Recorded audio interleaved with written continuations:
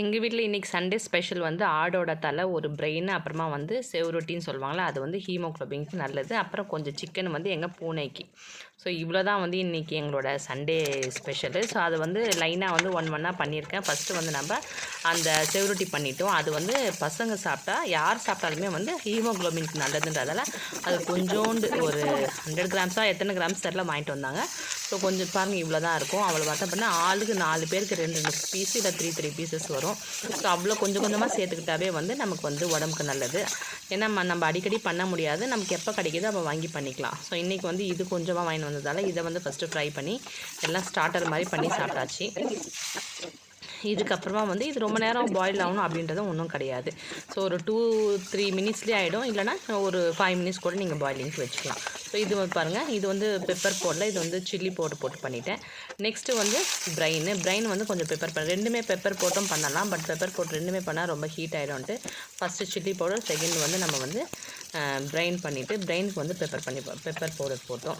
Same இதுவும் வந்து ஃபஸ்ட்டே வந்து நம்ம வந்து ஃபுல்லாக வந்து அதை அப்படியே பாயில் கொஞ்சம் வெந்த பிறகு தான் அதை கட் பண்ணணும். ஃபஸ்ட்டே வந்து நீங்கள் கட் பண்ணிட்டீங்கன்னா குழன்னு ஆகிடும். ஸோ ஒரு 2 செகண்ட் வெந்த பிறகு நீங்கள் கட் பண்ணிங்கன்னா அது எதுவுமே ஆகாது. ஸோ இப்போ வந்து இதுவும் வெந்துருச்சு. இதுக்கப்புறமா வந்து இதையும் ஃப்ரை பண்ணி அப்படியே பெப்பர் போட்டு இதையும் வந்து செகண்ட் ஸ்டார்டராக சாப்பிட்டுட்டோம்.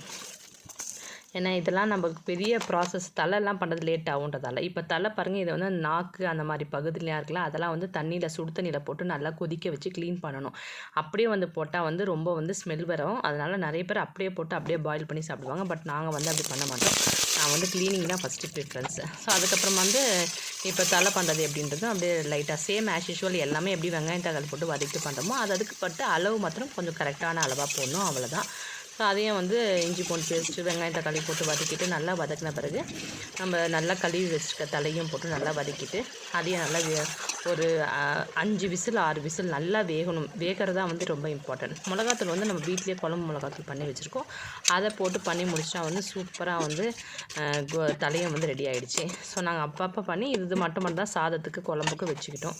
ஸோ இதில் வந்து ஒரு 5-6 விசில் வச்சு டக்குன்னு எடுத்தால் சூப்பராக வெந்துருச்சு. பாருங்கள் இந்த அளவுக்கு வந்து குழம்பு வந்துருந்தது. இதுவே வந்து நமக்கு 2 டைம்ஸ்க்கு வந்து போதுமானதாக இருக்கும். ஸோ ரொம்ப சூப்பராக இருந்தது. கண்டிப்பாக நீங்களும் இப்படியே வந்து ட்ரை பண்ணி பாருங்கள். ரொம்ப வந்து ஹெல்த்தியான ஃபுட்டு. ஸோ அப்பப்போ பண்ண முடியலனா என்றைக்காவது ஒரு நாள் பண்ணலாம். ஓகே, பாய்.